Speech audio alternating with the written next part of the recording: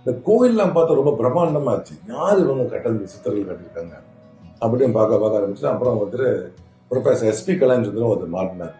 அவர்கிட்ட போன உடனே ஜாதகம் போய் பார்த்தேன். ஒரு ₹100 அவர்கிட்ட ஜாதகம் பார்க்கறதுக்கு. பார்த்த உடனே காசு கொடுத்து பார்த்த உடனே சொன்னாரு, நீ பெரிய பெரிய ஆளு தான் ஜாதகம் சொல்லுவ அப்படின்னாரு. என்னடா அது நம்ம திங்கி கேட்டுக்கிறதான் சொல்றாரு அப்படின்னு சொல்லிட்டு அப்புறம் சொன்னாரு, நீ உலக பேர் வாங்குவ. இப்போ ஒரு 40 கண்ட்ரி நான் ஜாதகம் பார்த்துட்டேன். நிறைய பேருக்கு தூதருக்கெல்லாம் பார்த்துருக்கேன், அமைச்சருக்கெல்லாம் பார்த்துருக்கேன், இந்த நாட்டு பல பேருக்கு நான் பார்த்துருக்கேன். எல்லாம் அதாவது சீன மக்களுக்கு பார்த்துருக்கேன், பஞ்சாபிக்கு பார்த்துருக்கேன், எல்லாத்துக்கும் பார்த்துருக்கேன் நான் ஜாதகம். அப்போ அவரு அன்னைக்கு சொல்லப்ப நான் எனக்கு நம்பிக்கையே கிடையாது சுத்தமா. திக்குவாயை வச்சு நான் எப்படி ஜாதகம் சொல்றது புரிஞ்சுக்கலாம். ஒரு நம்பாம தான் வந்துட்டு. ஆனா அவளுக்கு நம்ப போச்சு.